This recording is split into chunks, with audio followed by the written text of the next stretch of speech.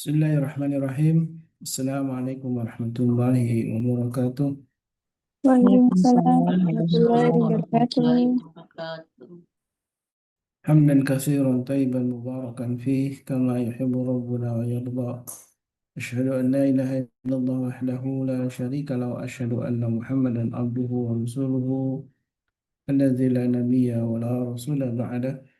Allahumma salli wa sallim wa karim wa barik ala asrafil anbiya'i wal mursalin syafi'ina wa maulana wa qudwatina wa imamina Muhammad wa ala alihi wa sahbihi wa man tabahum bi ihsanin ila yaumiddin amma ba'du. Jamaah yang dimuliakan Allah, alhamdulillah syukurlah tentu dimulai dan yang paling utama adalah kita memuja dan memuji Allah Subhanahu wa taala dan kemudian bersyukur atas semua nikmat yang telah Allah limpahkan untuk kita semua. Nikmat yang tidak mungkin bisa kita hitung, nikmat yang sering kali kita lalai untuk mensyukurinya. Padahal Allah menjadikan orang yang bersyukur, maka Allah akan tambahkan nikmatnya. Dan tentu kebersyukuran paling utama adalah ketika nikmat iman dan Islam masih membersamai kita hingga saat ini, dan di pagi ini salah satunya kita hadir dalam majelis ilmu yang mudah-mudahan Allah senantiasa turunkan sakinah dan rahmatnya untuk kita semua. Salawat ring salam tentu senantiasa kita mohonkan kepada Allah Tabaraka wa Ta'ala untuk tercurah kepada Nabi kita baginda Rasulullah SAW, juga untuk keluarga beliau dan para sahabatnya. Mudah-mudahan kita termasuk uh, umatnya yang juga menjadi penegak sunnah-sunnah Nabi kita baginda Rasulullah hingga akhir zaman, dan tentu kita berharap selalu akan mendapatkan syafaat dari beliau. Amin ya Allah ya Rabbal Alamin. Sahabatku jamaah Majelis Keluarga Indonesia yang dirahmati Allah, masih melanjutkan apa yang sudah dibahas di Senin kemarin bersama eh, guru kita Ustaz Dodi Al-Jemali dan juga Bang Haikal. Ketika kita sudah mampu berdiri di atas luka, tentu apa yang harus kita lakukan selanjutnya, dan beberapa hal yang sudah disampaikan oleh para guru kita. Alhamdulillah kita mungkin menyadari betapa ketika kesulitan, kesusahan, apapun yang terjadi yang telah Allah takdirkan, bahkan dunia seolah-olah runtuh gitu ya, tapi tidak jiwa kita. Itulah yang diungkapkan oleh guru kita Ustaz Dodi Al-Jambari. Luka bisa menjatuhkan tapi juga bisa meninggikan. Kehancuran bisa mematahkan tapi juga bisa membentuk. Kehilangan bisa mengosongkan tapi juga bisa mendekatkan kepadanya. Sungguh ketika takdir yang kita lihat sekilas adalah jelek, buruk gitu ya. Padahal sesungguhnya Allah sudah mempersiapkan sebuah hikmah besar yang ada di Adam kita, dan mudah-mudahan inilah yang bisa kita ambil hikmah dari apa yang kita bahas di 2 hari ini, insya Allah, bahwa apapun yang sudah Allah takdirkan adalah yang terbaik untuk kita. Karena itulah dalam sebuah sabda Nabi yang mulia, maka Rasulullah SAW menyatakan, janganlah kalian mati sehingga kalian terus memperbaiki husnudzon kita kepada Allah Subhanahu wa taala. La yamutunnu ahadukum hatta yusinnu zannahu lillah. Janganlah kalian di antara kalian mati eh, hatta yuhsina, hingga kalian memperbaiki yuhsina zannahu, yaitu husnudzon kita kepada Allah Subhanahu wa taala. Dan itulah ketika kita berdoa kepada Allah, ya Allah, wafatkan kami dalam keadaan husnul khatimah dan juga al-hikmah bis salihin, dan gabungkanlah kami dengan orang-orang saleh. Salah satu wujud dari doa kita adalah kita selalu yakin dengan apapun yang telah Allah tetapkan dalam perjalanan hidup kita adalah yang terbaik. Dan itulah dalam sebuah kitab Ibnu Athaillah pernah menyatakan dalam kitab Al-Hikam yang begitu banyak dikenal dalam tradisi pesantren. Belum pernah mengatakan orang yang bersungguh-sungguh untuk mencari apa yang sudah dijamin, sedangkan melalaikan apa yang sudah dituntut untuk kita, maka adalah sebuah kebodohan yang nyata.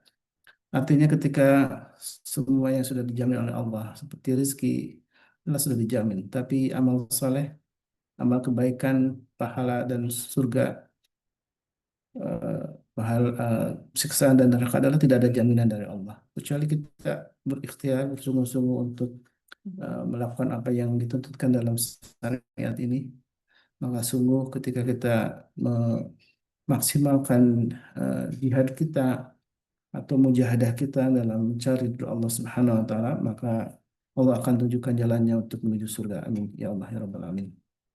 Dan di bagian inilah insya Allah kita akan kembali dikuatkan oleh guru kita Ustaz Dodi Al-Jambari tentang bagaimana eh, kita makin kuat ya dengan apapun yang terjadi, kemudian jiwa kita tidak runtuh. Karena itulah ketika dunia seolah-olah tidak berpihak ya. Kemalangan terus katakanlah begitu datang kepada kita, tapi jangan sampai kemalangan jiwa kita juga kita rasakan. Karena sesungguhnya ketika kita memperkuat, memperkokoh iman dan Islam kita, maka sungguh Allah akan memberi pertolongan di dunia dan di akhirat. Dan itulah orang-orang yang istiqomah di jalan Allah. Fala khaufun alaihim wala hum yahzanun. Baginya tidak ada rasa takutan, baginya tidak ada rasa sedih. Nah, itulah istiqamah menjadi barang yang sangat mahal yang mudah-mudahan kita dapat meraihnya. Di dalam kajian kemarin juga Tuan Guru Subhanallah pernah mengintir tentang apa yang harus kita capai. Selain memang minimal sabar, dan tentu yang paling utama adalah ketika kita meraih ridho, ridho dan semua takdir Allah. Bahkan kita bersyukur atas semua yang telah Allah tetapkan untuk kita. Alhamdulillah, Sadadi juga sudah bersama kita. Kita doakan mudah Allah Subhanahu wa taala senantiasa limpahkan kesehatan untuk beliau, keberkahan untuk beliau dan juga tentu istiqamahan dalam dakwahnya. Jangan lupa juga untuk mari sama-sama kita doakan sahabat-sahabat semuanya yang hadir maupun yang belum hadir. Semoga Allah senantiasa selalu limpahkan hidayah dan taufiknya untuk keberkahan dalam hidupnya. Alhamdulillah, Sadadi, insyaallah ya Pak Asbahatum bi khair. الحمد لله بخير سرور Alhamdulillah. وبرد مرة كان. Masya Allah ya, nah, dingin kan kemarin luar biasa hujannya besar sekali. Sampai terjebak hujan banjir juga malah di beberapa titik di jalanan di apa itu. Insya Allah. Subhanallah. Ya mudah-mudahan Allah jaga kita dari berbagai bencana ya. Mudah-mudahan ini hujan tetap menumbuhkan kebaikan untuk kita semua. Baik, Ustaz, kita insya Allah akan melanjutkan ya apa yang sudah dibahas tentang berdiri di atas luka. Bahasan sekarang adalah jiwa kita yang tidak akan pernah runtuh walaupun dunia itu runtuh gitu ya. Dan ini adalah bagian penyempurna apa yang sudah dibahas kemarin. Ketika persoalan hidup atau kesulitan-kesulitan yang kita hadapi, bahkan dunia seolah-olah runtuh, tapi jangan sampai jiwa kita yang ikut runtuh. Baik, Ustaz, saya persilakan kepada guru kita, Saudara Al-Jambari, Hafizahullah Ta'ala, dan mari jamaah yang berkenallah. Kita siapkan diri kita untuk sama-sama menyimak, insya Allah lanjutan pembahasan tentang bagaimana kita menyiapkan diri kita untuk menerima semua takdir Allah Subhanahu wa taala. Tafadhal masykur. طيب بسم الله ما شاء الله. Kalau antum main ke rumah aneh ya, pagi ini aromanya campur baur nih Ustaz. Oh, sampah-sampah ini saja terbawa Bu, banjir. aneh bakar buhur karena dingin, jadi aneh nggak pasang fan, jadi fan mati. Ada aroma kopi, ada Masya Allah. ada minyak angin, jadi nyampur Masya nggak Allah. keren nih.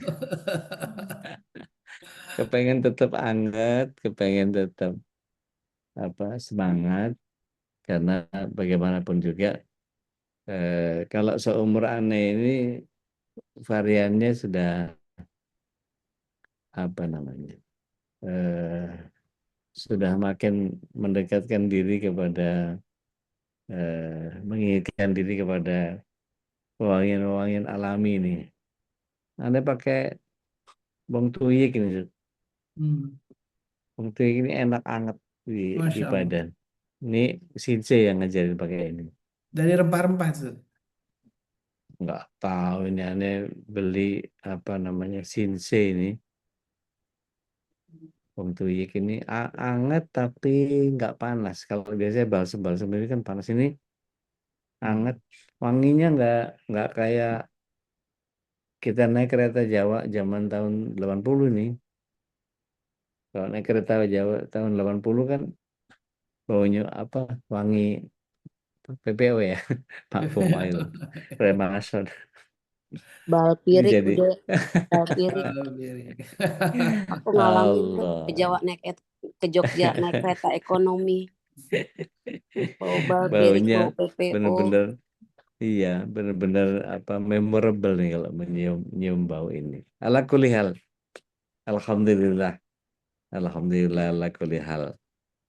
Serunya apapun kehidupan kita, seburuk apapun yang Allah takdirkan untuk kita, yakinlah bahwa tidak hanya kopi yang membuat hidup kita menjadi semangat.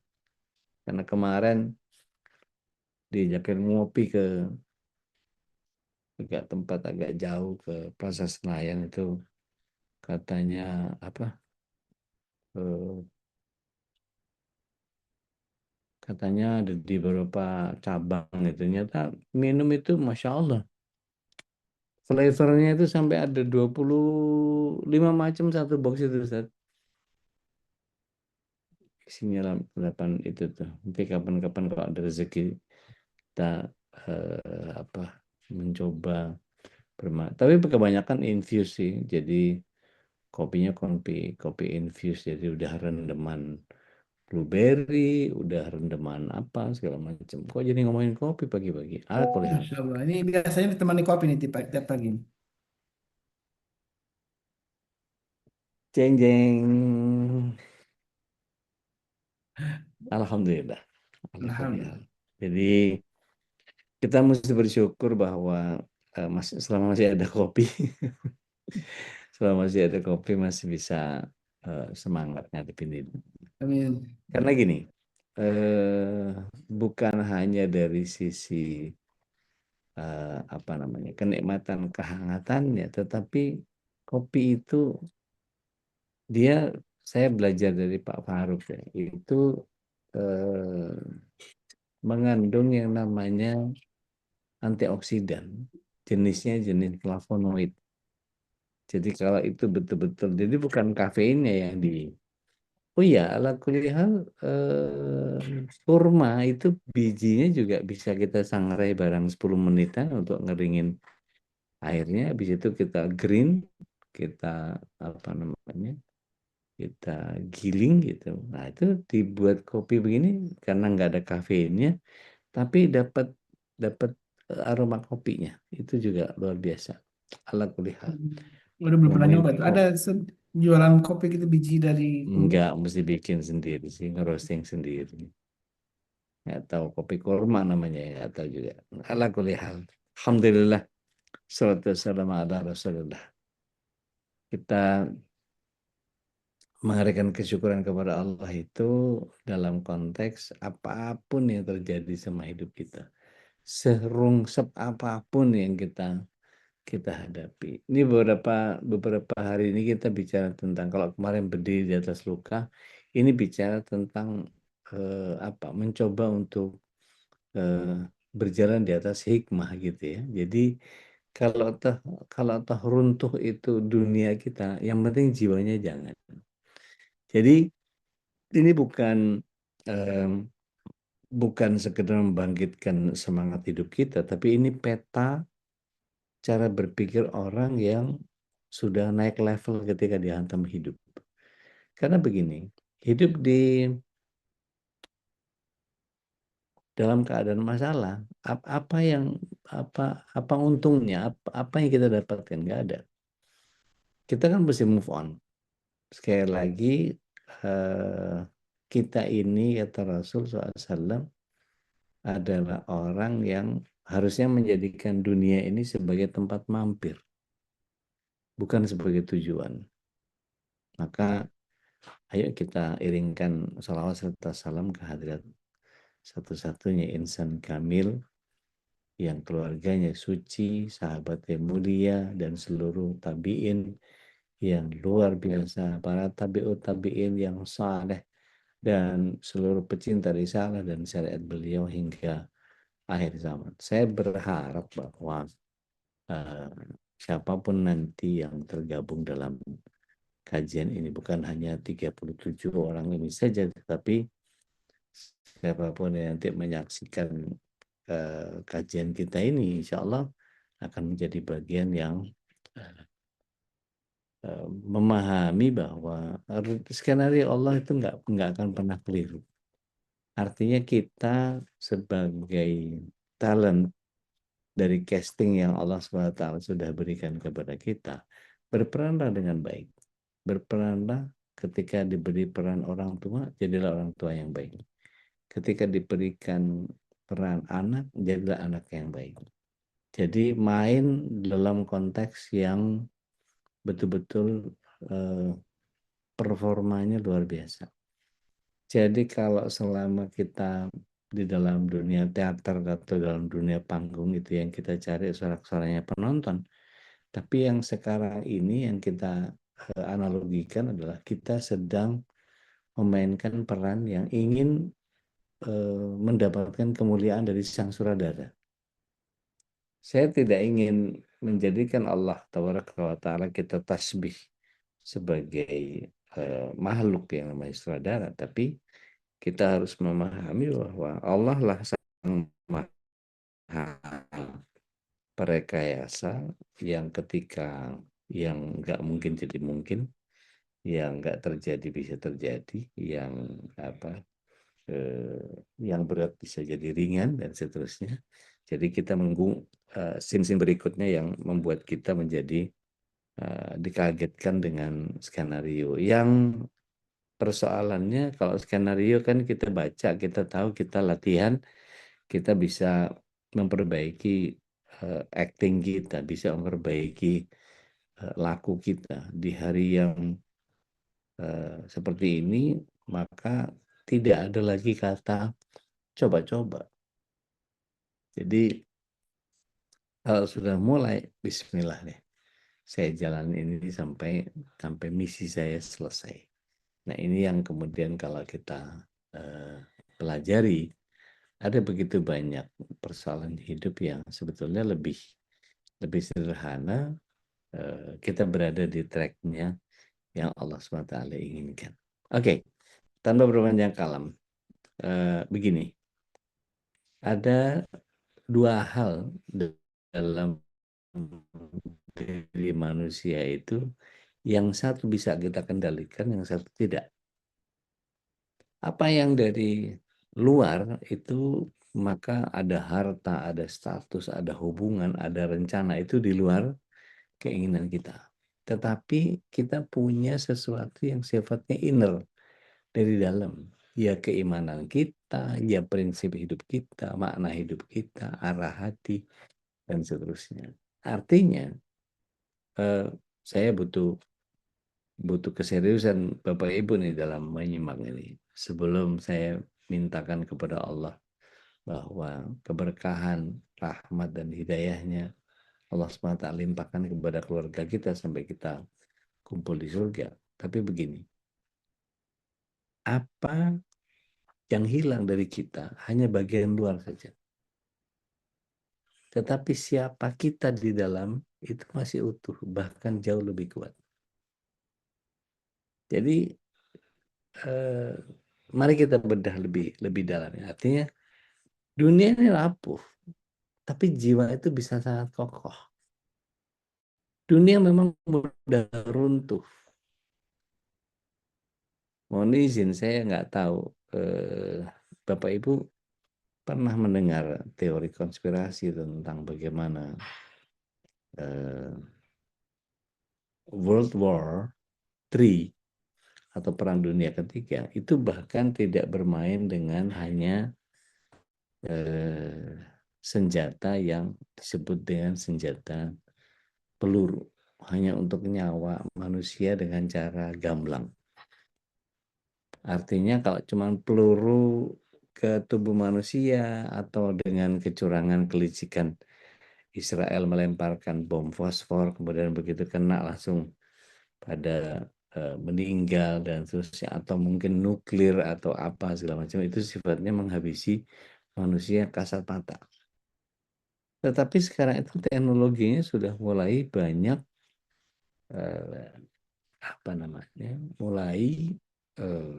banyak yang di luar kemampuan kita menjangkaunya. Coba Bapak Ibu bantu saya mencari alat-alat atau teknologi yang tercanggih sekarang itu. Ada yang namanya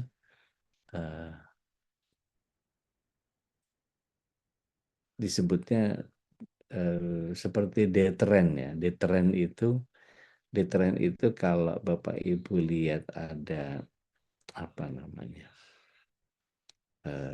kumpulan pemberontak atau kumpulan orang demo kepengen dibubarin, gimana caranya? Pakai cannon air, pakai water cannon gitu ya, semprot, mereka akan bubar. Tapi deterannya sekarang itu udah pakai voice. Jadi dia pasang seperti sekelas apa namanya, seperti teknologi microwave, tetapi yang menghancurkan telinga. Jadi pendengarannya itu dirusak dengan frekuensi tertentu. Artinya meskipun kita tutupi, toh kemampuan kuping kita untuk menerima intervensi suara itu, kita punya kemampuannya. Maka mereka bermain di area itu. Bapak Ibu ingat bagaimana Presiden Venezuela ditangkap, Maduro? Coba cek pengawalnya, apa yang dialami sama pengawalnya semua. Sama. Pusing, mimisan. Nah, pusing mimisan itu disebabkan oleh seperti microwave tapi buat otak. Microwave buat otak itu kalau dipasang, maka dia hanya sekedar efeknya sebentar, tapi efek mematikannya itu dipastikan beberapa tahun kemudian. Karena otak kalau sudah di microwave, ini saya ngomong apa ya? Tapi maksud saya gini, teknologi bisa macam-macam. Tapi ketika Allah Tabaraka wa Ta'ala yang kita andalkan, maka ini Mas Benny di grup ngomongin soal pemerkosaan pagi-pagi. Artinya gini, dunia mudah runtuh, ujian bisa direkayasa, gitu ya. Kalau Bapak Ibu lihat Iran Irak itu memang sengaja dibikin kering, dibikin ke dalam keadaan drone, terus mereka bisa rebutan dan kemudian artinya kalau sudah kebutuhan dasarnya sudah di apa namanya ditutup, maka yang terjadi adalah Iran dan Irak saling basmi demi untuk kebutuhan air. Gitu. Ala kuliah ini anggap saja teori konspirasi yang nggak penting lah ya gitu ya. Tapi maksud saya gini, kehilangan orang yang kita cinta, ketika seseorang mengkhianati, ketika kita gagal dalam usaha, ketika dihancurkan dalam keadaan, seburuk apapun kondisi, jiwa jika dibangun dengan iman, dia nggak akan ikut runtuh. Karena kehancuran itu bukan identitas. Banyak orang yang jatuh di sini gagal, ada yang merasa dirinya gagal, ada yang disakiti merasa dirinya tidak berharga. Padahal yang rusak adalah kejadiannya, bukan jati dirinya. Jadi apa ini? Ini tentang kendali. Kita tidak bisa selalu mengontrol siapa yang menyakiti, apa yang hilang. Berhentikan di grup MKI Ustadz Benny lagi ngoceh ngomongin soal apa balsem di kemaluannya pemerkosa apa segala macam dan seterusnya. Tapi kita bisa ngontrol, ya. Bagaimana kita merespon? Siapa kita setelah itu? Artinya gini, jiwa itu tidak akan pernah runtuh ketika jiwa punya sandar.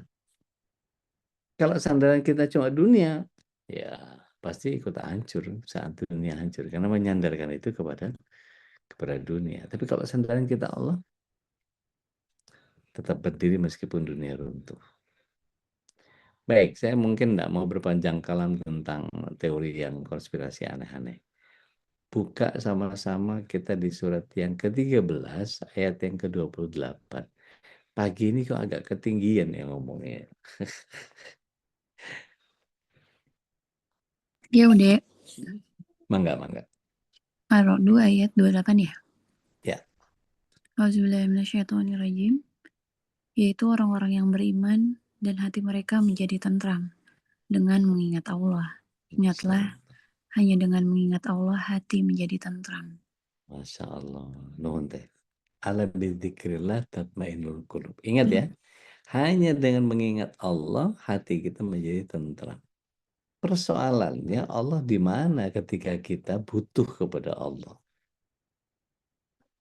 Rasa bahwa Allah tidak berpihak kepada kita itu kemudian seketika menjadi jelmaan-jelmaan yang kemudian Allah tidak berpihak kepada saya karena saya nggak punya duit. Allah nggak berpihak kepada saya karena saya nggak disayangi sama suami. Allah nggak berpihak kepada saya karena. Tapi kalau begitu dia tahu bahwa Allah sedang menguatkan hidup saya, Allah sedang membuat saya makin dewasa, Allah sedang menempa saya dalam keadaan yang terbaik. Allah nggak mungkin keliru dengan apa yang dihadirkan. Apa yang datang dari Allah pasti yang terbaik. Maka ketika itu yang terjadi adalah orang yang seperti itu sulit dikalahkan. Karena dia hanya mengandalkan Allah. Dia tidak akan kehilangan apa namanya? Kalau toh kehilangan dia tidak akan mematikan semangatnya. Luka itu tidak akan merusak arah hidupnya. Dia tetap kepengen ke surga meskipun terseok, tertatih, tercabik, terrobek-robek, tercompang-camping. Gagalan tidak pernah mengubah nilai. Jadi orang bisa jatuh berkali-kali tapi nggak pernah selesai. Pertanyaan saya gampang.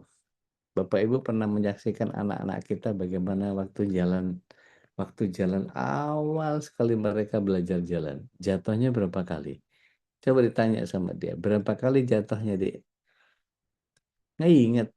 Buat dia fokusnya adalah bangkit lagi. Kalau ditanya, kita naik sepeda, siapa yang pernah jatuh? Semua pernah jatuh. Naik motor, siapa yang nggak pernah jatuh? Jatuh. Tapi apakah kita fokus kepada kejatuhan kita? Apakah terus ada yang mengatakan bahwa jatuh dari motor, jatuh dari sepeda itu adalah passion buat saya? Nggak ada. Tapi dia selalu berusaha, mumpung belum jatuh, kaki saya turun duluan. Mumpung belum jatuh, saya berusaha untuk ini. Saya udah tahu nih, kalau gini pasti begini. Maka antisipasi itu adalah sebuah bentuk insting yang kemudian yang hilang mungkin hanya sekedar dunia, bukan diri. Atau bahasa motivasinya gini. Aku mungkin saja kehilangan segalanya, tapi aku tidak kehilangan arah untuk tetap menuju kepada ridhonya Allah.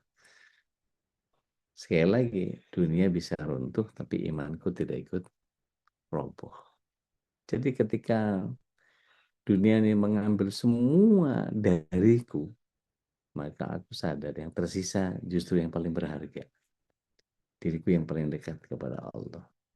Nah, ini butuh apa namanya? Pemahaman yang detail tentang bagaimana antara jiwa dengan dunia ini. Karena begini, kekuatan sejati yang bisa kita miliki itu bukan karena kita punya semuanya. Kita mampu semuanya. Tapi ketika kita kehilangan, kita tetap tahu siapa diri kita. Gini, Bapak Ibu yang dirahmati Allah SWT, mungkin tidak semua orang tahu bahwa saya begitu luar biasa di masa muda. Saya punya masa keemasan itu begitu luar biasa. Dan saya lakukan dengan kesalahan. Artinya ketika saya melakukan itu dengan kesalahan masa lalu, maka sekarang apakah saya mau hidup di masa lalu?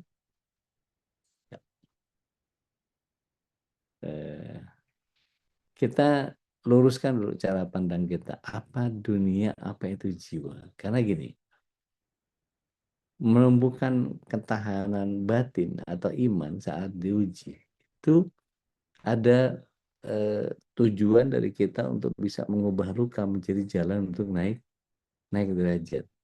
Artinya gini, harta, jabatan, relasi, rencana, ada yang cepat berubah, ada yang gampang hilang. Kita mohon izin, saya tinggal di era di mana teknologi begitu luar biasa. Siapa yang pernah main game Atari, pingpong, pakai joystick, cetuk, cetuk, cetuk, cetuk, Aku udah cetuk. Nah, itu yang tuh. itu waktu SD Ketahuan kan nggak umurnya itu bisa kan? Ustaz. Ah, ah. Susah Ketahuan kan umurnya kan? ketahuan. Dan ketika bergeser, era berganti, masuk Sega, ada game Sonic. Masuk habis itu apa namanya? Game Boy. Ada Space Invader, ada Tetris, ada macam-macam tuh. Oke. Begitu makin ke sini ada PS. Dari PS2 sampai sekarang itu PS sudah tipe berapa ya? 11? PS berapa yang terakhir? 10? Alhamdulillah 5 udah. Oh, kan. PS-nya PS5. Raka udah dijual, udah Oke. jadi Ala kulli hal, bapak yang main PS. perkembangan itu kita ada di dalamnya. Siapa kalau Tedian sih apal banget saya karena sekantor dulu. Kita masih main 95 itu masih main floppy disk. Floppy disk di komputer yang pakai casket. Set, cekrok, cekrok. Habis itu ganti floppy disk yang lebih kecil. Yang 514 dulu kan verbatim kan lebar itu yang ada bulatannya tipis. Habis itu ganti yang floppy disk. Sekarang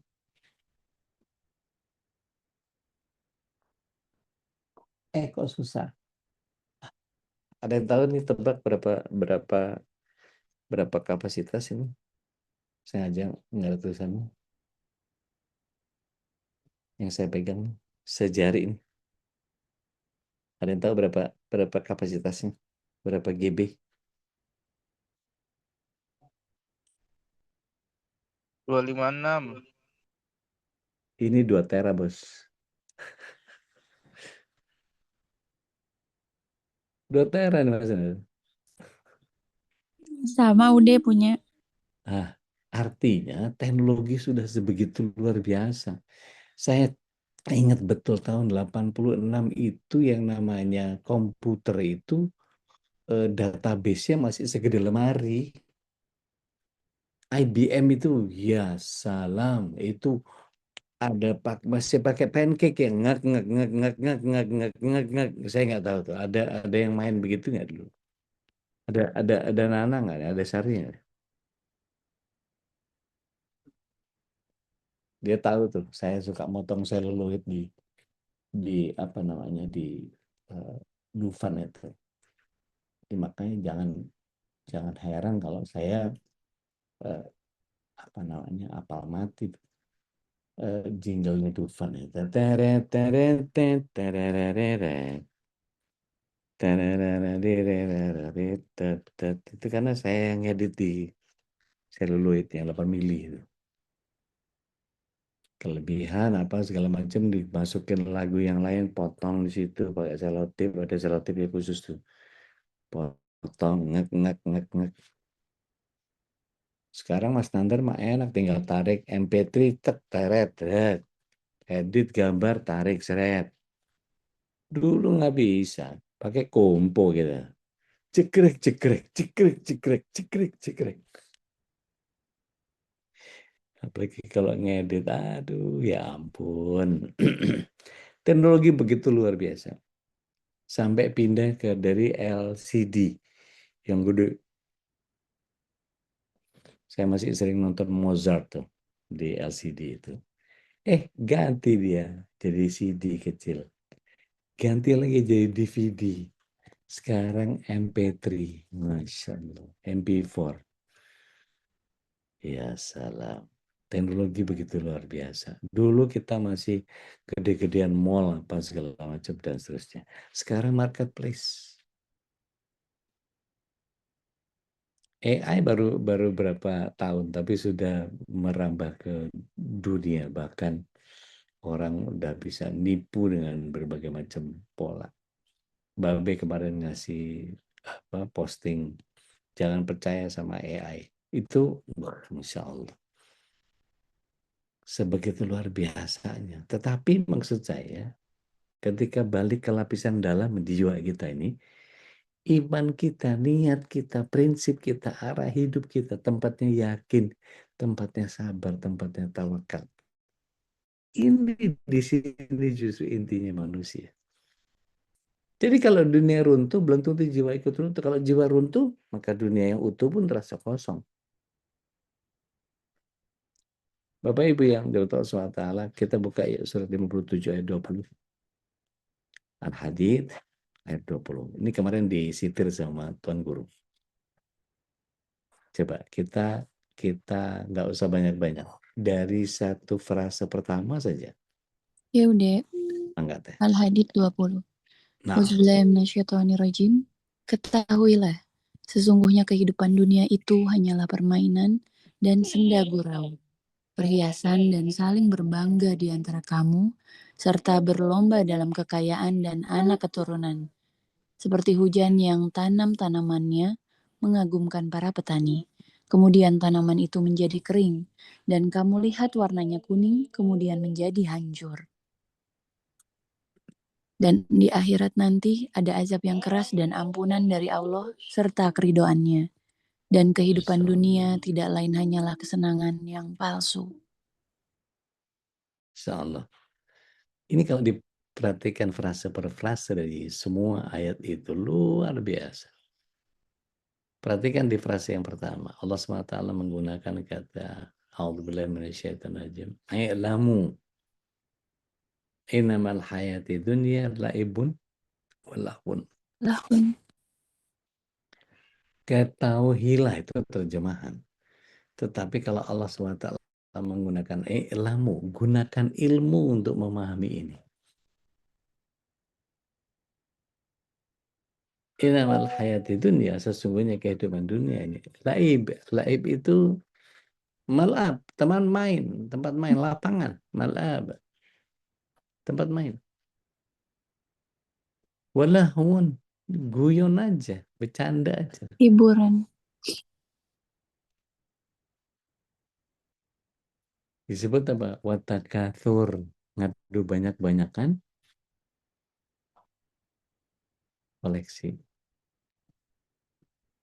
Siapa yang kulkasnya penuh sama souvenir magnet kulkas dari berbagai negara? Ada berapa negara yang kita punya?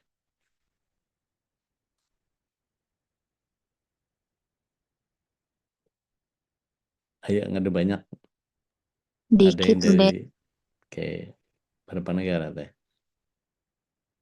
Nggak ngitung deh. Oke. Nanti abis ini kita bikin kuis, fotoin, kita ngadu banyak di MKI. Ini saya punya sekian banyak, ini saya punya sekian banyak, ini saya punya sekian banyak. Malu deh. Nggak, biar tahu bahwa kita udah pernah traveling around the world, apalah kemana, ada di Belgia, Yunani, Greece, apa segala macam dan seterusnya. Tambahin gantungan kunci deh. Ya waktu Tenadia mepet pakai apa? Pakai jaket bulu itu terus nyender di tembok Cina itu boleh tempelin. Kemana lagi? Yang lagi main piramida terus kita ngukur tingginya piramida terus apalah terserah. Ya, mungkin ke Taj Mahal apa bayangan Taj Mahalnya ada di tangan kita ya seterusnya segala macam. Tapi maksud saya begini, you can be traveling around the world, but your soul, jiwa kita ini adalah bagian yang kalau tidak dikaitkan dengan Allah, maka perjalanan tinggal perjalanan. Dan ini membuat kita menjadi nanti naudzubillah min semua naudzubillah. Kalau kemudian ada datang masa hisab yang kemudian Allah perhatikan satu-satu, coba kita capture untuk kita sendiri ya, bukan untuk dipamerin. Kita capture sendiri lemari baju kita, ruang tamu kita dengan ornamen-ornamennya, barang-barang yang kita punya yang kita taruh di sekitar rumah kita itu.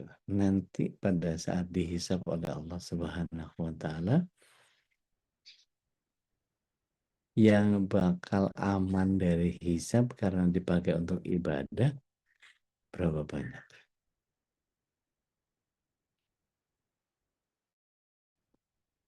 Maknya MKI kira-kira dipakai buat ngaji nggak? Ngaji aman, nggak dihisab.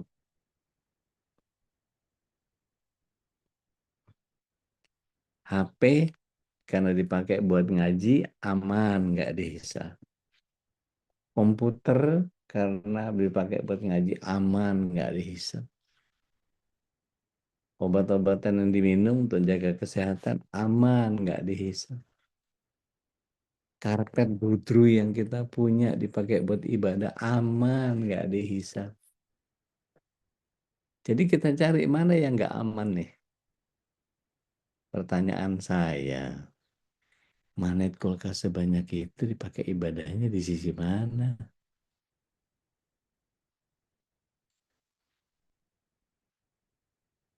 Langsung tutup mata, Uni.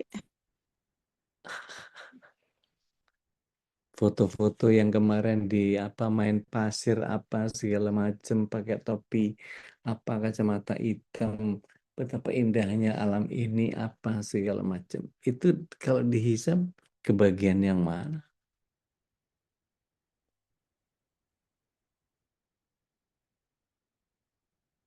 Nah, kita numpang foto di mobilnya siapa apalah segala macam, berasa kita yang punya. Dipakai buat ibadah dari sisi mananya?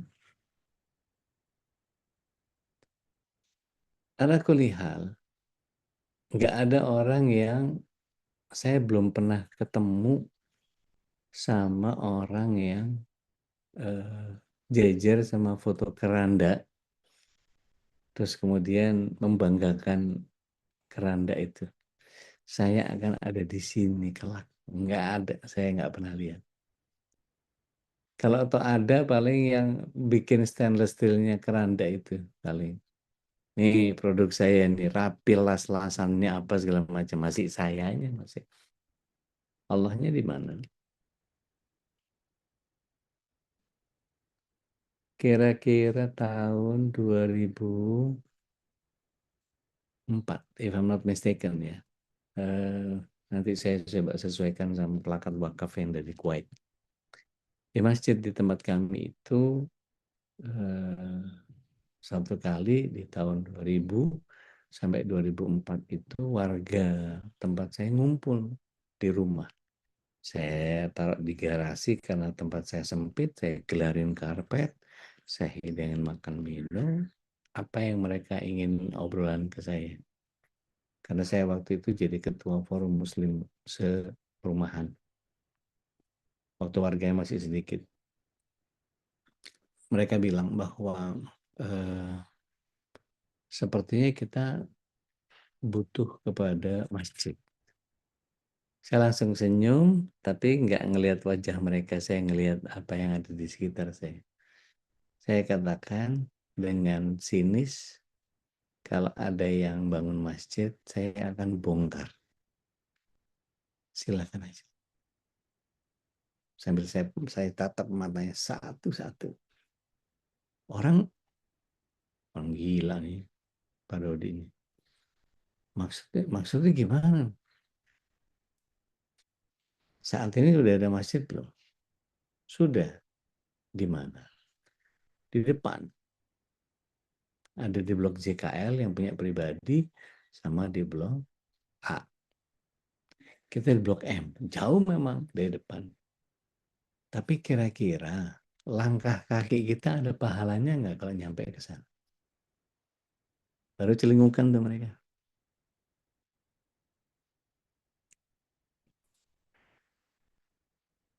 Kalau ada yang mau bangun masjid di tempat tinggal kita ini, saya akan bongkar. Ada satu tentara angkatan darat pensiun. Dia marah, matanya udah mulai merah gitu. Maksudnya gimana? Diperjelas, Pak. Saya langsung kasih solusi. Gini, kalau berkenan, di sana kan nggak ada yang ngisi itu kajian-kajiannya, jamaahnya nggak ada. Saya yang selalu tiap kali pengajian saya datang ke sana. Di JKL ketika ada acara apa segala macam, saya yang datang. Bukan karena saya ketua forum, tapi saya sebagai jamaah yang ingin memakmurkan masjid.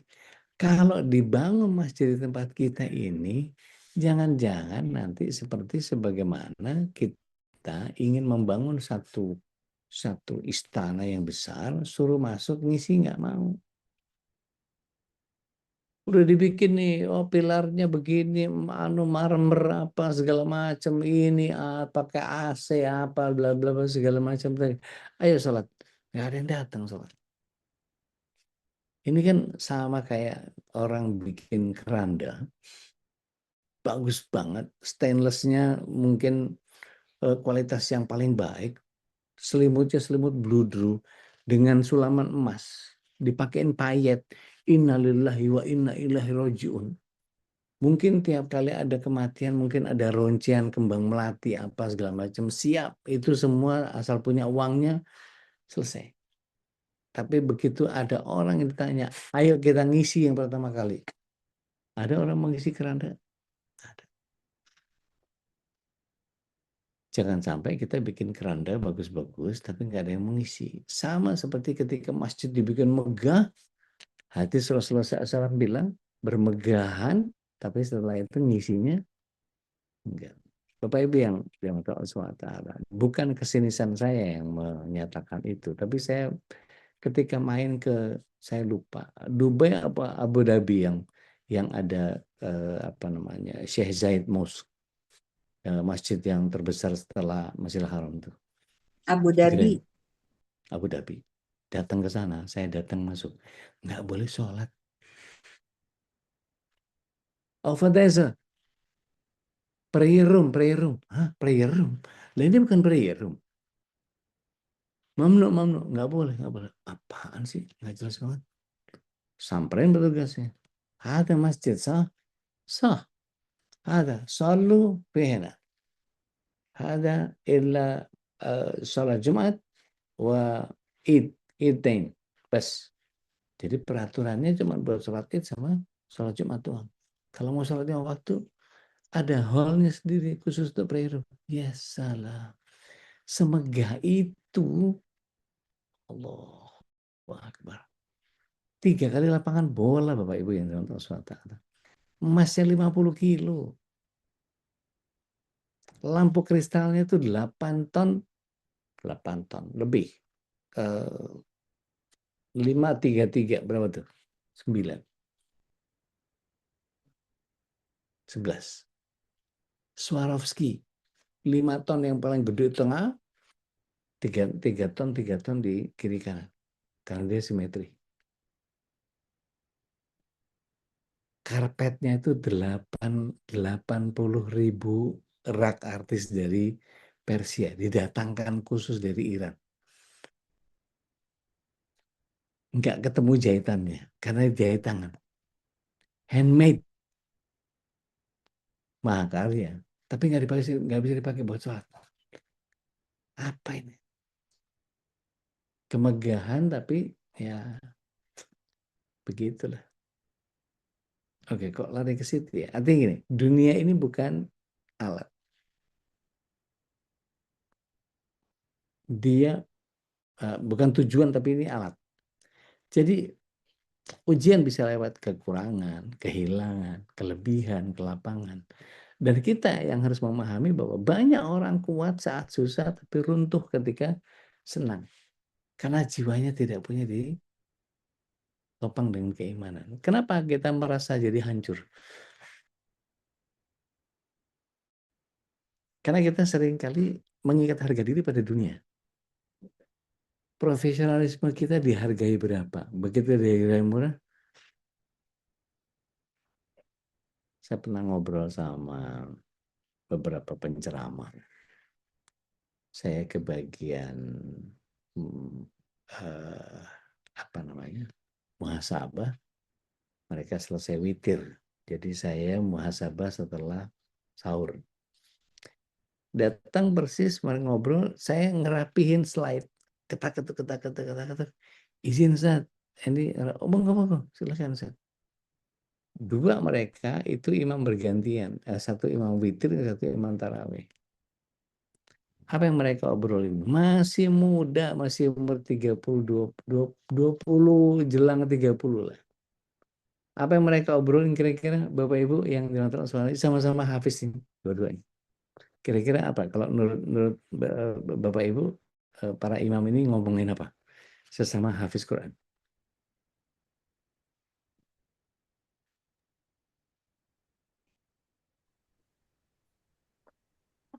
Apa topiknya? Saya mencuri dengar ketika itu. Ada yang bisa tebak? Honor. Jadi ada yang nggak pas tapi nggak ada yang koreksi. Free. Ngomongin honor kan. Gede-gedean amplop.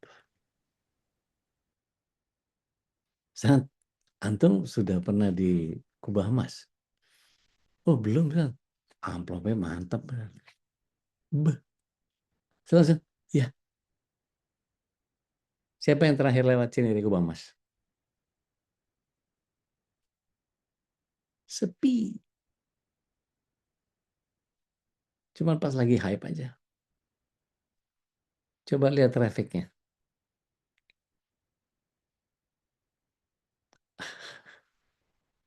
Ya Allah, saya sambil kotak-katik slide itu, ya Allah. Gini amat ya. Saya sempat tanya sama salah satu pembimbing saya, Dr. Andes, Zainul Mustafa, Master Agama. Ustaz, kenapa banyak orang hafal Quran, bisa baca Quran dengan sangat baik, tapi secara ruhiyah kayak Al-Quran tuh nggak ada di hatinya. Itu jawaban beliau, aduh nyesek banget. Saya tanya gini, saya sekarang tanya balik ke Bapak Ibu. Apa bedanya cakrawanya kepala sekolah sama bionya Pak Ustadz? Ya, apa bedanya cakrawanya kepala sekolah sama bionya Ustadz?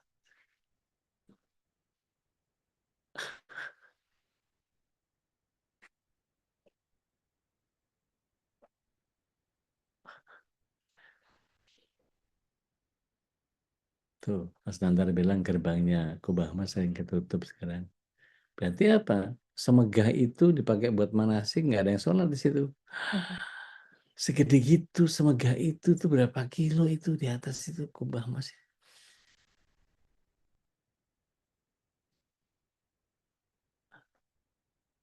Ada yang bisa tebak nggak? Apa bedanya bionya kepala sekolah sama cakrawanya Ustadz? Nggak ada satupun ini. Ini suara saya kedengaran nggak sih? Kedengeran deh. Lagi mikir, San. Biasanya Ustadz Nggak bisa Faris yang jawab, Bude. beda pemiliknya doang. Enggak. Beda bunyi.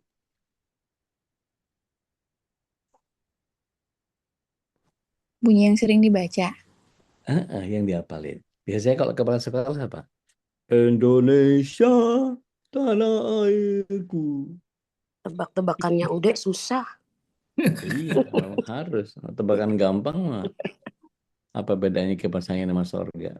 Iya benar itu. Kalau kepala sekolahnya Ustadz juga. Iya, Mulai Teh Nadia cari-cari ini biar nih, susah. apa, Iya. pinter nih.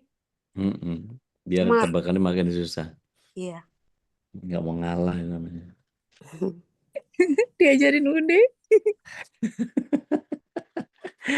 Senjata Guru makan. gurunya Iya. cerdas, anak muridnya harus lebih cerdas, udah ya. Jadi kalau kepala sekolah biasanya ngajarin pagi itu Indonesia tanah airku. Cakrawaknya Indonesia selamat pagi tanah airku. Tapi apal nggak? Enggak ngapal. Ya apa sebunyi-bunyinya aja. Tapi kalau Ustadz gimana? Tergantung naroknya. Kalau naroknya dekat kamar mandi sama ditaruh di dekat ruang tamu beda. Kalau dekat ruang tamu yang kedengeran Assalamualaikum. Assalamualaikum. Tok tok tok tok. Assalamualaikum. Siapa tuh? Cucak Rawang katanya. Assalamualaikum. Mungkin baca ayatnya. Alhamdulillahirabbil alamin. Karena hafalan yang dibacakan sama pemiliknya beda-beda. Kalau dekat kamar mandi mungkin bunyinya gitu. Tergantung di posisinya di mana. Jadi kalau kemudian Al-Quran itu hanya sekedar dihafal tanpa sampai masuk ke hati seseorang, tidak mempengaruhi jiwa seseorang. Ya cuman jadi bunyi aja, nggak ada ruhiyahnya. Dibaca tok.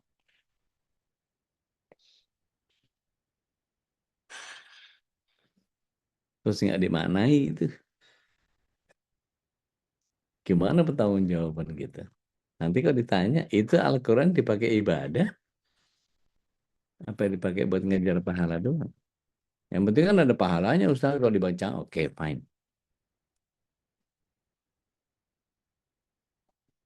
Oke, ada hal gini, maksud saya. Kalau kita terpusat kepada bagian yang mengikatkan diri kepada dunia itu bisa menghancurkan kita, menggantungkan bahagia pada manusia. Itu terlalu sering kita lakukan. Ngukur nilai diri dari hasil. Padahal yang rusak bukan kejadian. Yang rusak adalah kondisi di mana bukan jati diri kita. Artinya jiwa yang kokoh. Balik lagi.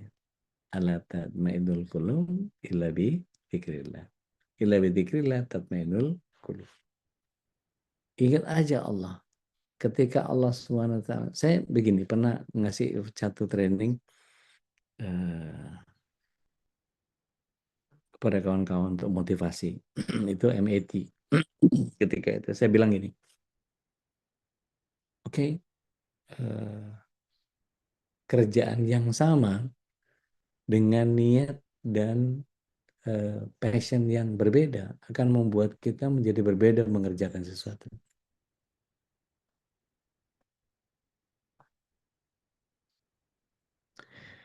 Mohon izin nih, saya pengen tahu kalau ada di antara Bapak Ibu yang dari 49 orang ini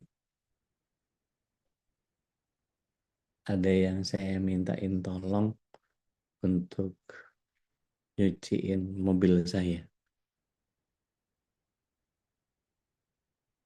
Ada yang berkenan ya? Mau deh. Oke. Berapa imbalan yang mau diterima? Yang atau diminta ke saya? Kalau udah yang mintanya doa. Oke. Kira-kira, itu kan baru satu orang ya. Kira-kira saya punya budget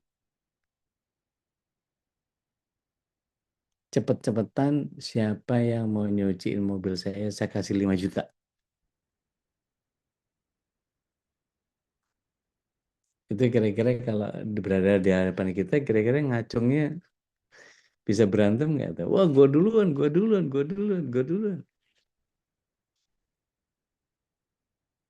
Jadi Gimana caranya supaya bisa menciptakan bahwa nyuci itu nilainya 5 juta, padahal cuma sekedar doa? Maka saya sampaikan, oke, antum pantasnya digaji berapa saat ini, it's okay, nggak apa-apa. Ini yang tahu cuma antum. Oke. Kalaulah ini cuma 1/5 atau 1/10 atau 1/20 dari yang antum terima dulu. Katakanlah, saya pantas untuk dibayar 25 juta per bulan. Tapi sementara ini saya nerimanya cuma baru 5 juta. Take home pay. Oke, keep it that way. 5 juta bawa pulang. Yang 20 juta infakin di jalan Allah. Bekerjalah dengan nilai 25 juta, tetapi yang dirimu dapatkan adalah 5 juta dan kau bersedekah 20 juta. Passionnya beda. Sama-sama mengerjakan pekerjaan yang 25 juta, cuman yang 20 juta diinfakin. Wah, itu banyak yang burning ketika itu, teman-teman. Dan saya nggak tahu antum berapanya, berapa kali lipat antum yang antum terima.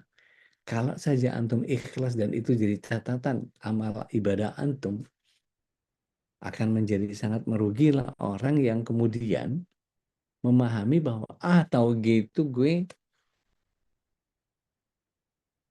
Masih ingat ya, Rasulullah SAW pernah menyampaikan bahwa man akhirul kalami la ilaha illallah dakhalal jannah. Tiba-tiba ada lonong, ada perempuan, ya Rasulullah, suamiku enggak ngomong gitu.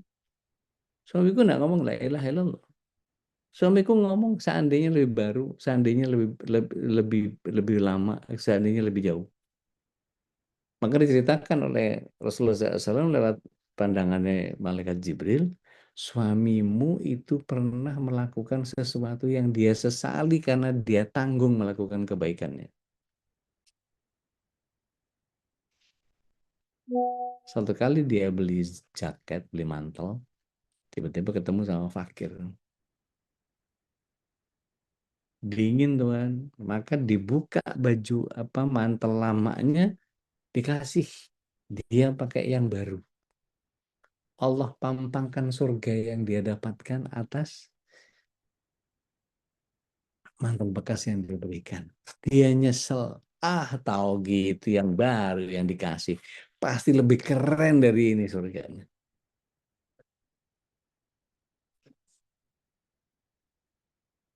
Dia pernah bantu seorang nenek untuk nyebrangin kabilah Safar.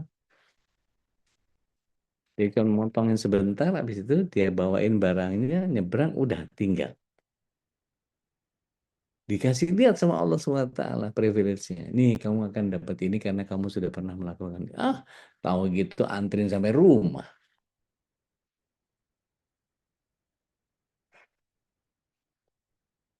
Saya ingat betul ketika saya ke Bogor ketemu sama Suster Nana Susana dan beberapa kawan-kawan di Cibinong. Itu Tena dia ngejar saya kepengen ngasih roti udah kayak apaan tahu. Tunggu dek, dikirim ke sini, bantal sana, bantal sini. Waktu saya ke Bandung, saya lepas lagi, hujan-hujan dikejar, dia nggak mau nanggung beliau. Saya nggak tahu, udah dapat ilmu itu atau belum, atau memang kelakuannya begitu, beliau begitu. Hopefully, gitu. Jadi ada orang yang kemudian nggak ngurusin macam-macam, tapi yang dia cari pahala ridhonya Allah, pahala ridhonya Allah, pahala ridhonya Allah. Maka ketika kita melakukan sesuatu ya nggak usah dipikirin apa yang saya dapat. Allah ngitung nggak pernah keliru. Seriul hisab, maha cepat penghitungannya. Ini ngomong-ngomong udah mau jam 7 ya. Astagfirullahaladzim. Ngoceh aja nggak jelas ini laki. Tapi yang maksudnya gini. Tidak putus asa ketika kehilangan. Tidak sombong ketika diberi. Tetap punya arah saat keadaan gelap. Bisa menangis tapi tidak berhenti berjalan. ada yang menguatkan kita, ada zikir, ada sholat, ada ilmu yang benar, ilmu yang mumpuni, lingkungan yang menguatkan, niat yang lurus. Karena apa? Sejatinya ujian itu proses pembentukan. Dan janjinya Allah kan, kalau besi kira-kira untuk jadi pedang mesti diapain? Besi per baja besi apa? Per apa namanya? Dibakar, terus Dibakar, terus itu apa dipukul-pukul supaya dipukul-pukul. dia akhirnya jadi itu berguna udah. Masya Allah. Ditempa. Ya betul, bahasa Indonesianya ditempa. Ya. Ceritakan kepada saya proses dari awal sampai akhirnya kok kita bisa dapat santan itu gimana ceritanya? Ya, tinggal ke pasar aja udah bang santan. Nggak gitu, nggak gitu, nggak gitu. Prosesnya. Proses dari awal. Tinggal di rumah repot amat beli kara selesai udah ngapain hari gini deh. Nggak belajar proses Gen Z banget. Terakhir nih analogi soal bagaimana mendapatkan santan. Gimana caranya? Santan asalnya dari mana? Kelapa. Kelapa. Kelapa diapain? Jadi Parut. kelapanya dipetik dulu, Diapain? diparut. Bukan diturunin dulu di atas. Iya, diambil Iya, dulu. dipetik Turun dulu, dulu. Turun terus dulu. Petik. dikupas. Dipetik terus Diturunin digendong, dulu. ditimang-timang. Ya, Dipetik, ditimang-timang. Apa dibanting? Banting. Banting. Satu. Catat tuh. Habis dibanting, dibawa ke tukang kupas. Di Ya, tukang kupas dikupas. diapain? Dibacok. Dibacok. dikupas dulu itu kulitnya udah Bacok-bacok itu Sabut deh. kelapanya. Ya, Sabut kelapanya sabut dibongkar, kelapanya dijambak, ditarik. Iya, Kira-kira bisa, maaf ya, tak robek sedikit. Bisa? nggak bisa. Bisa. Itu sampai keringetan itu asinnya santan sama asinnya keringet abangnya nggak jelas tuh. bisa jadi kecampur udah. Gitu. Justru enaknya di situ justru. Iya betul. Udah selesai. Jadi batok kelapa udah. Belum. Belum, diapain? Diketok. Kelapanya diketok. Diketok. Biar apa diketok? Biar lepas batoknya dari buahnya. Batok kelapanya diapain? Bisa dikelopek kayak kelapuket gitu? Atau kayak mengupas pisang? Enggak, Nggak Nggak bisa. bisa. Diapain? Di pakai pakai golok. pisau itu ya. Pakai pisau. Golok. Pakai Diketok Diketok. udah golok. pakai golok. Dak, congkel. Udah selesai. Udah selesai? Belum. Diparut. Diapain? Diparut. Belum. Dikupas Kulit dulu. coklatnya itu. Oh, Kulit coklatnya dikupas oh dulu. iya dibuang dulu ya Dikukur kulitnya. dulu. Ya, ditirik. Dikukur udah putih baru.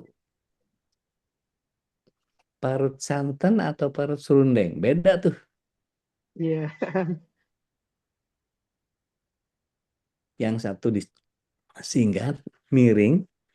Yang satu di lintang. Kalau mau santannya banyak,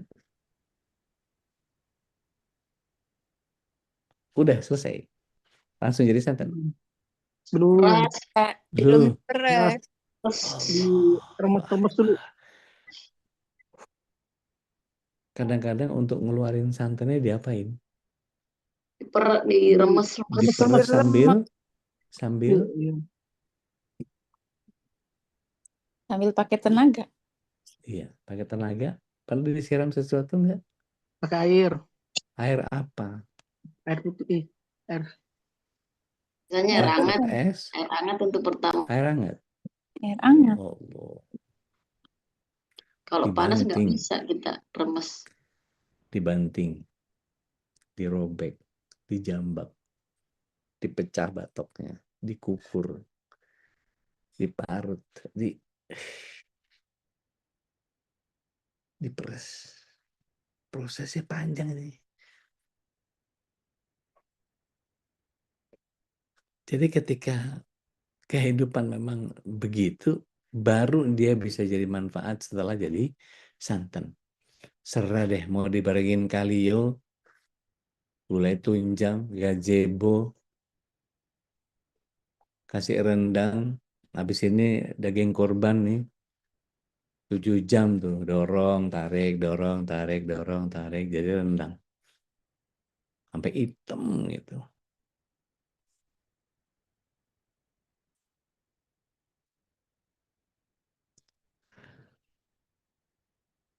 Kalau manusia diuji, disaring jadi kuat, kalau kelapa buat dari santan itu nggak selesai dari kelapa doang, tapi dari waktu numpuin kelapanya, pertama itu nyedot air dari akar itu dengan hukum kapilaritas yang sangat panjang ceritanya, itu butuh waktu berapa lama kok tiba-tiba cerita santan.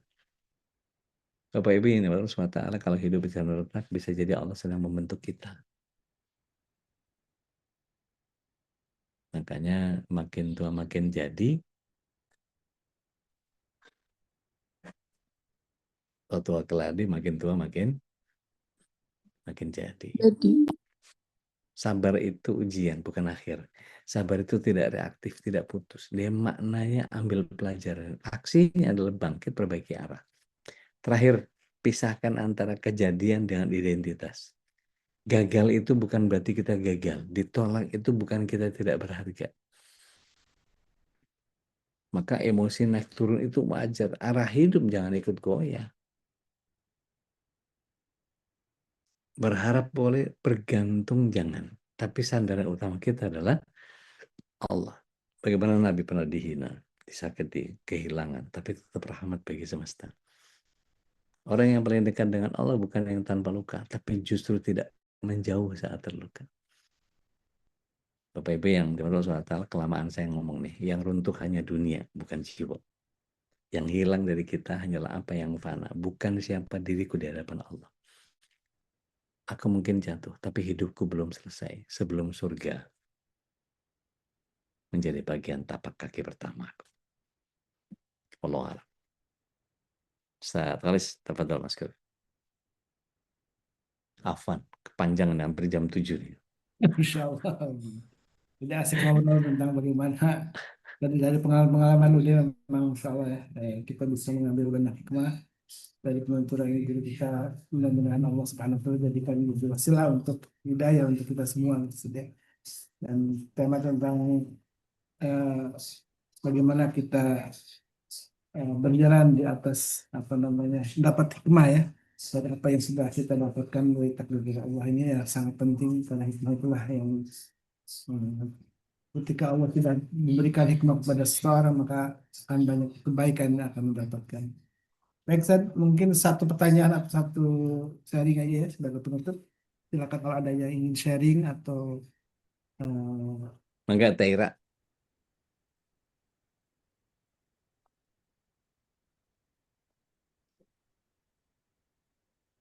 Ude izin tanya, apa yang jadi titik balik Ude? Waduh, paling males saya cerita ini. silakan. Bekal mewek soalnya. Bandung. Oh, Mangga tadi ya. Taira, punten, ini nanti tanya sama yang lain aja gimana Ude bisa hijrah gitu ya. Atau saya kasih nanti cerita saya di Deddy Corbuzier tahun 2013. Ude harusnya Dahsyat, bikin buku nih tentang ini perjalanan hidupnya Ude. Dia aja sampai nanya loh Ude ke aku, katanya gini, Mama, Om Elsa itu, dia masih nyebut Elsa, Om Elsa itu nama sebetulnya apa sih gitu. Kok dulu dipanggil Elsa sekarang jadi Dodi. Mama nggak tahu banyak Dek tentang Om Elsa, tapi apa yang Mama tahu, dia tuh dulu kerja di kantor Mama bagian kreatif, dan dia tuh orangnya yang sangat kreatif banget gitu. Sampai Papa tuh pulang kita gathering dari itu Ude, yang waktu sama siapa ya? Pak Hud, Pak Gubernur. Utomo itu. Ya. Bukan yang ke daerah Tangerang apa ya namanya? Yang Raka waktu itu masih bayi, Oh iya Ude iya tuh iya kan iya ya iya itu. iya. Itu sampai bilang ke aku tuh almarhum suami, itu Ude pinter banget ya, kok kreatif katanya gitu. Game-gamenya seru gitu. Jadi karena itu mungkin almarhum suami ikut pengajiannya Ude setelah berapa lama itu. Itu aja sih Ude. Nah, itu tanya kalau Taira tanyanya ke yang udah tahu aja. Malah ceritanya bakal mewek soalnya males saya. Ah, Bikin buku biografi Ude. Jadi kalau umpama aku ditanya, aku WA loh Ude yang ke 0818. Temen aku salah satu jamaahnya Ude, begitu tahu Masya Allah. aku dulu sekantor sama Ude dan kita kenal dari belum nikah, itu dia sangat itu sampai aku bilang gini, ih ternyata kenal sama Ude itu juga ya bikin bangga, aku bilang gitu. Tuh ada Mas Agus tuh, ada Mas Agus Pur tuh. Mas Agus Pur tahu tuh. Beliau pernah merasakan betapa saya jadi bapak semangnya di kos-kosan. Tuh, saya dulu brengsek banget ya tanya Mas Agus tuh. Tahu banget beliau. Ahli lompat pagar katanya. Ada yang mau gibah, udah nih kayaknya harus minta izin nih sama dia ya. Gibahin buat pahala Ada, misalnya. ada Mbak Iting juga tuh kalau bisa cerita macam-macam. Tapi kalau saya suruh nyeritain lagi dari awal, waduh, mewek saya. Nggak sanggup. Udah biarkan itu jadi materi yang mudah-mudahan nanti ada waktu kesempatan yang kita bisa bisa ceritain. Mungkin saya kasih linknya aja nanti Bu Ira izin. Nanti saya kasih linknya. Saya cerita ke Deddy Corbuzier tahun 2013 itu seperti itu. Just like that. Jadi caranya Allah ya sebegitu luar biasa. Ude, Mudah-mudahan Allah terus Ya, jaga siap. kita ya. cuma mau nanya nih Ude, tau nggak sebelum Ude nikah sama Evi banyak gosip yang di kantor yang beredar, yang sampai aku bilang kalau itu gosip kali, nggak gitu, gini gini ini aku gituin loh Dek tentang Ude. Iya, benar kok itu benar semua. Iya. Iya, alhamdulillah. Yang penting itu kebaikan. Husnul Iya. khotimah yang penting ya. Kalau orang bilang itu kelemben roti-roti, bien saiki.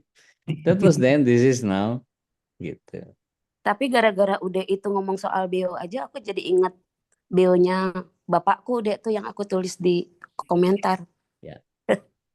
Jadi kadang nggak mau melupakan masa lalu, tapi timbul ada triggernya gara-gara ngomongin BO, jadi ingat almarhum bapak. Aku nangis karena aku kangen nih Ude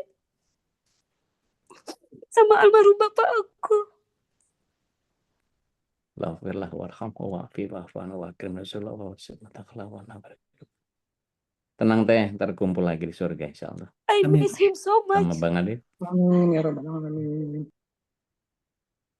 Baik, Masya Allah, Tabarakallah, Jazakallah khairan, Ude yang sudah bersama kita sejam lebih ya. Mudah-mudahan jadi hikmah untuk kita semua yang menyimak, Ya Rabb. mendengarkan, dan juga tentu ini bagian dari upaya kita untuk terus menjemput hidayah Allah Subhanahu Wa Taala. Dan saya teringat sebuah hadis Nabi, innamal a'malu bikhawatiim ya, bahwa amal tergantung di akhirnya. Maka terus kita doakan guru-guru kita juga kita semua terus untuk husnul khatimah gitu ya.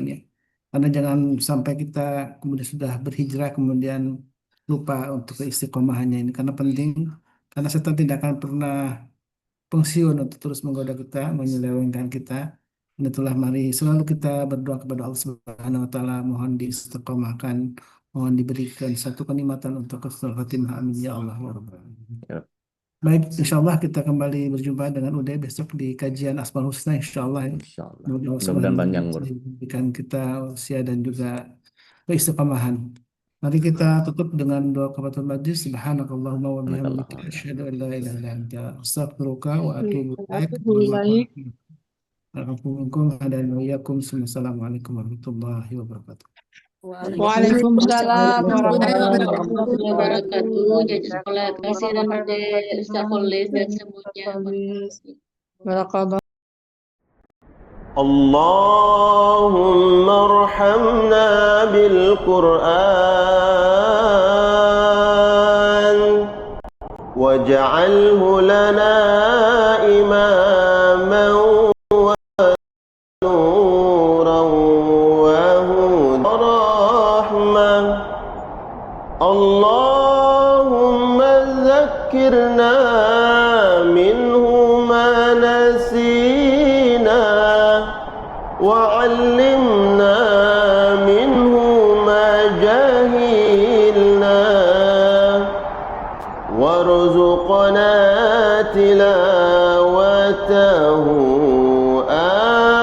آناء الليل وأطراف